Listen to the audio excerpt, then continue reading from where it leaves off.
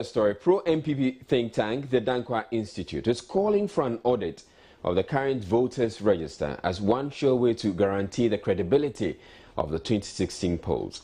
The Electoral Commission is scheduled to undertake a limited voter registration exercise next month, but the group says the Electoral Commission has failed to repair what they describe as its tattered image after the 8-month presidential election petition that followed the 2012 polls.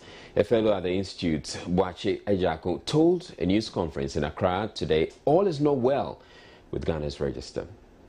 Key among the issues the think tank is raising is the use of the National Health Insurance Scheme cards as a requirement to register voters. The NHIS itself says that it will issue cards to aliens to obtain universal health coverage in relation to 1, persons resident in the country, 2, persons not resident in the country but who are on a visit to the country. They can qualify for NHIS cards. And when you use your NHIS cards to go and register, no questions asked. The EC law says that you must be a citizen, not a resident, a citizen of the country in order to be registered to vote. So here, if the EC is admitting a document issued on the basis of non-citizenship, it is admitting a document that does not qualify you to register to vote. According to the one-time campaign manager of the opposition NPP, this leaves room for non-Ghanaians to get their names onto the roll. According to him, the EC has since the close of the petition become unaccommodating to dissenting views. The conduct of the EC prior to the 2012 election made everybody worry about the EC. I was campaign manager for 2012. And the EC felt no compunction whatsoever to call IPAC. And Afarijan will tell you that he'll call it when it suits him. Afarijan must remember that the EC does not exist for its own sake, but it is a facilitator for a process in which the main actors are the political parties. So he cannot decide nilly-willy when he calls an IPAC. It must be a standard process. He didn't do it. We've started major processes now. And guess what? The EC still hasn't done it. Without an audit, the DI says Ghana risks having another disputed election. Now, the frustrations of the Dankwa Institute echoes the position of the General Secretaries of the National Democratic Congress, the New Patriotic Party and the Convention People's Party, who have jointly demanded an emergency inter-party advisory committee meeting on the impending registration. The People's National Convention's National Youth Organizer, Abu Ramadan, has also issued a 2-week ultimatum to the EC to suspend the exercise or face legal action. The Electoral Commission, however, insists the register is very reliable, adding that the Commission finds it acceptable. Responding to the concerns of the opposition, Head of Public Affairs at the EC, Christian Usupare, said multiple entries were deleted before the printing of the provisional voters register and even more taking out during the exhibition of the register in 2012.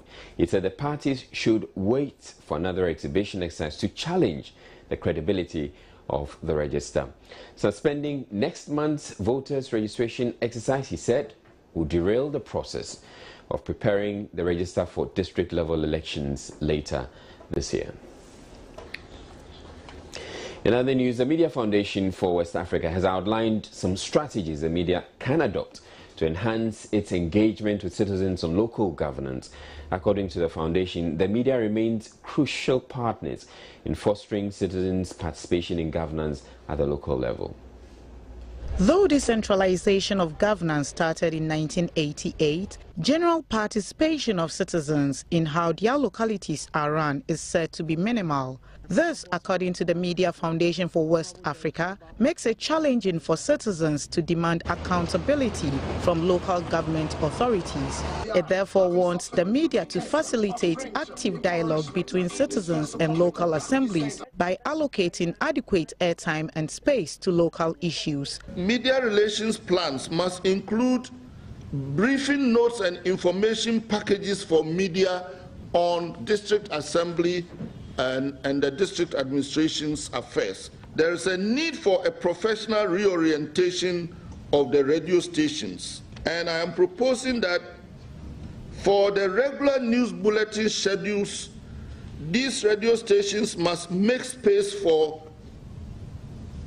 local news, and such local news, of course, would include general local news, but also district assembly and local government as well as traditional authority news. To help journalists acquaint themselves with the mandate of metropolitan, municipal and district assemblies, the foundation has put together a local governance media guidebook.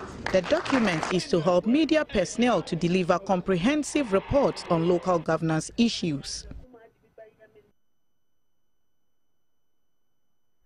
Ghana's High Commissioner to the United Kingdom and Ireland, Victor Smith, is worried about the kind of broadcasting engaged in by media practitioners serving Ghanaian communities abroad, and has advised them to be mindful about the kind of image the country, the kind of image of the country they put out there, Addressing a selection of the journalists at the High Commission, at the first of what he says will be regular briefings to present an accurate picture of the situation in Ghana. He said vitriolic attacks on Ghanaian radio stations in London will only damage the country's image. Or you support a different political party, it doesn't make you an enemy to the other. We need to unite as a people. I belong to a different political party. Somebody else might belong to a different political party. We've accepted to go the Westminster type of democratic way of governance. Let us make it work for us. Today this party is here. The next time there might be a different party, it might be the same party. It doesn't matter. It doesn't change anything. The country has to grow. We've been marking time for too long. And so my intention or my mission and my vision is to try and bring us all along in the nation building. I've had the opportunity to listen to some of the radio stations since I've been here. I felt so hurt, not because of what was being said about a political party or a particular government, but the viciousness with what some of those articulations are made. It hurts that one should be doing that to his motherland or as a fellow Ghanaian. So I appeal to you, those of you who I'm inviting here today, the media houses, to come along with me to try and pipe down, to tone down the viciousness. If you're a producer or a presenter, to try and encourage them to tone down. You can make a point without engaging in insults and exchanges which are very damaging for our country. In a subsequent interview with Joy News' affiliate in London, ABN Television, the Ghana High Commissioner explained the rationale for the regular briefing is to discourage peddling of untruths. He said the challenges Ghana is going through are not as bad as it is made to look, adding that he would work towards rallying Ghanaians together. Your idea is to discourage rumor mongering. Tell the people the truth, the facts, okay? And acknowledge the fact that we do have challenges and that we are taking steps to correct the errors or the difficulties. We're trying to work out of it. We're seeking to do things that would help the motherland. Let them see how truthful and honest you are about your situation. And there'll be less of those bickering and all those bad-mouthing that goes on. I mean, I know that some people, no matter what you tell them, they still don't like you because you don't, unfortunately for them, you don't belong to their political party. or you don't support their political party. But they shouldn't forget that before we brought multi-party politics into play, we're all Ghanaians. I mean, we have brothers on the other side of any party. So why have we become so antagonistic, you know, because of partisan politics? Now these are some things that I'll work at it. I mean, if I can unite Ghanaians in diaspora, by all means, I will do everything within my power, you know, to have one big family. The Social Security and National Insurance Trust has begun registration of its members for purposes of issuing new biometric ID cards to them. Though the exercise is being piloted for now, officials say contributors will get valid cards they will keep. Government only recently announced plans to issue a multi-purpose national ID in place of the multiple IDs in circulation. A project manager of the SNP Biometric Identity Card, Philip Kofi Senya, tells Joy News they are going ahead as they can't be sure when the new cards will be rolled out. The project manager of the SNP biometric registration says the more sophisticated biometric cards would help the automation and centralization of their systems and make for easy member verification. New system, we are trying to let this verification be done right at the SNP branch office or any SNP site. So irrespective of where you lodge your claim, that member should be able to be verified at that particular site, not necessarily sending the application to a central point. So if you're able to do that, then we'll be able to cut off the delays that are caused by transport and then the manual pulling of folders and then the manual verification of the member's identity. This will eventually lead to fast processing of our transactions. So for instance, if you want to change your name, you go to any SNP office, you provide evidence of change of name, you complete the necessary form, you'll be verified right in that office and the change of name will go through. He says the trust will also introduce a kiosk system which will allow all contributors to have instant access to their updated records. Since we are trying to reduce the queues in our offices. See, people should be able to go and do little things at the kiosk without necessarily coming to the SNP office. For instance, you are a member. When you registered with us, you had one telephone. The telephone has been stolen. Now you have gotten a new one, and you want to give the new telephone number to SNP. Do you need to travel all the way to SNP? You can just go to the kiosk and then change that telephone number at the kiosk without coming to us. He also explained why the trust can't wait for government's multi-purpose national IDs. The biometric registration project is part of a bigger project that SNP is implementing. And that project has to do with the implementation of an application system for the administration of pension in the country. Now, as part of that application, some new technologies are coming on board. And one of the key technologies is the biometric system or the biometric solution. So what it means is that all the new members that we are going to enroll will have to be enrolled through the biometric system, which means that we are going to capture some biometric information about the new members before social security numbers will be generated for them. One other feature of the new biometric cards, according to the project manager, is that it is highly secure.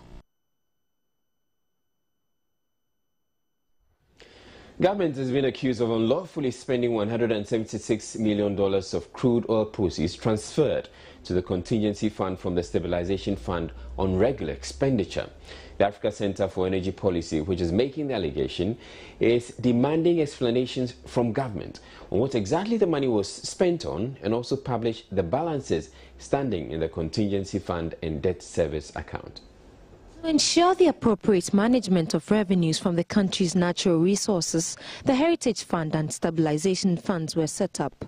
The stabilization fund is particularly to be used in cushioning the budget against shortfalls in petroleum revenues. According to ASEP, the fund as of the first quarter of the year stood at $440 million with an established $250 million cap, where excess of the cap is transferred into the contingency fund. The centre, however, says government has unlawfully spent the excess funds. Okay, and $176 million has been transferred supposedly to the contingency fund and the debt service account, because that was the excess over the $250 million maximum cap the minister put on the fund. And that is the subject of our challenge, because we have, researched and found that the money did not go to those accounts. The money have been spent. Government has to account for that, because I have documents showing that it has been spent.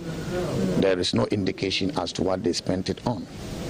And so I'm challenging the government to publish the balances standing in the accounts of the contingency fund and that of the debt service account, so that Ghanaians can be able to assess whether those monies went to those accounts or they have been used to finance regular expenditure, in which case Ghanaians have the right to know what kind of spending we did with that money.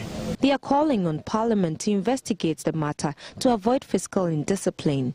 You cannot spend the contingency fund without authorization from the Finance Committee in Parliament. And so if the money is spent, as we are alleging, then it is also a violation of the Constitution.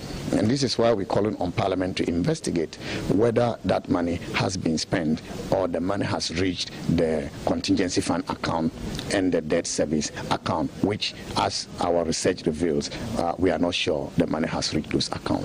And so I agree that government must use money to stabilize the budget. I agree that government must use money to finance deficit. These are unavoidable, but in doing this, we must do it within the confines of the law. That is what builds confidence in the governance of our country. ASEP has meanwhile floored the argument that the Heritage Fund should be used to fix the country's economic challenges, as it remains a reserve fund for generations to come. Abigail Adamakunchi for Joy News. Sports with some very interesting news, and boxer Bukum Banku and Aite Powers will be in Brazil to support the Black Stars at next month's FIFA World Cup after ex-Ghana President Jerry John Rawlings promised to sponsor them. Meanwhile, the quest of the Sports Ministry to airlift about 500 fans to Brazil is not going according to plan. The Sports Ministry has waged a massive fundraising campaign to rake in enough resources to take at least 500 fans to Brazil to support the Black Stars. The ministry must raise 8.5 million Ghana cedis in their bid to take 500 supporters to Brazil for the 2014 World Cup. This campaign has been made necessary following government's decision not to fund the transport of fans to June's tournament, as it has been done in previous competitions. The Sports Ministry raised over 250,000 Ghana cedis during the inaugural presidential ball held at the State Banquet Hall last week to bid the Black Stars farewell. The monies raised plus others received through corporate donations, however, falls far below the expected amount required to take at least 500 supporters to Brazil. Meanwhile, famous Ghanaian boxers Brian Makamoko and Aite Powers will be traveling to Brazil to support the Black Stars, courtesy ex-Ghana President Jerry John Rawlings. The former president has decided to sponsor the two boxers to Brazil for the World Cup as a reward for bringing back some excitement in boxing with their Judgment Night bout a few weeks ago. The whole of Ghana was engulfed in suspense in the lead up to the biggest fight so far this year at the Cross Sports Stadium. The ex-president, who was at ringside for the fight won by Bukum Banku by a unanimous decision, has promised to take both boxers to Brazil to offer unique support to the Black Stars. Both boxers have been in high demand for several social activities in Ghana since their fight. They presented an award at the recent Ghana Music Awards and were also special guests at the inaugural presidential ball in honor of the Black Stars last week at the State Banquet Hall. Now, the Ghana Premier League Board has confirmed it will go ahead with plans to officially crown Asante Kotoko as 2013-2014 champions, despite the protest by Gianna Stars, which could see the 7-point lead cut to 4. Kotoko will clash with rivals Hearts of Oak on Sunday in their final home game. The Premier League board will go ahead with their plans to officially crown Asante Kotoko as champions this weekend, despite the emergence of a disciplinary case which could affect their standings. The unassailable lead of the Porcupine Warriors on the top of the Premier League table has come under threat, following a protest by Aduana Stars, which could see second-place Hearts Lions gain points. The situation threatens to stall the official coronation of the Porcupine Warriors as champions of the Ghana Premier League for the third successive time in Sunday's epic game against rivals Hearts of Oak at the Babayara Stadium. But the Premier League board says it will go ahead with plans to stage the coronation in the event Kotoko beats Hearts, which will render the pending protest irrelevant. Now, meanwhile, Kumasi Asante Kotoko's under-20 side placed fifth at the just-ended Blue Stars FIFA Youth Championship in Zurich. The Young Warriors lost 3 games, but crucially won today to ensure they placed. Asante Kotoko's under-20 side posted a 2-0 win over Greek giant Olympiacos to finish fifth at their debut appearance in the Blue Stars FIFA Youth Championship on Thursday. Asante Kotoko's youth team suffered successive defeats in the opening day fixtures of the Blue Stars FIFA Youth Cup 2014 after they were thrashed 3-0 by Portuguese side Benfica and back-to-back tournament winners FC Zurich, who also accounted for the young Porcupine Warriors by a lone goal later in the day to condemn the side to the bottom of Group A. However, coach Karim Zito's Porcupine Warriors recovered to thrash Blue Stars 3-0. Kotoko perpetuated their fine run with an impressive scoreless stalemate against the Spanish side Villarreal before easing past Olympiacos 2-0 at the annual Zurich event.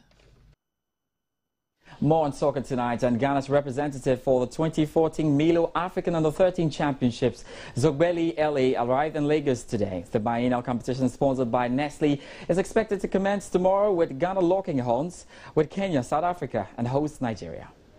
Ghana's representative of the 2014 Milo Under-13 African Championships arrived in Lagos on Thursday ahead of the 2-day event which begins on Friday. The Ghana contingent, made up of players, officials and representative of Nestle Ghana and their partners, are hoping to defend the title won by Tamale SOS School 2 years ago as they come up against opponents from Kenya, South Africa and host Nigeria. The 27-member team Ghana, led by Mr. Olufemi Akintola, category business manager of Nestle, were met on arrival at the Murtala Mohammed Airport by officials of local organizing team in Lagos. The opening ceremony and draw for the championship is expected to take place at the dinner in the plush Intercontinental Hotel, where all participating countries are lodging. Nigeria's Minister of Education and other state officials and dignitaries from Nestle PLC Nigeria are expected to grace the ceremony.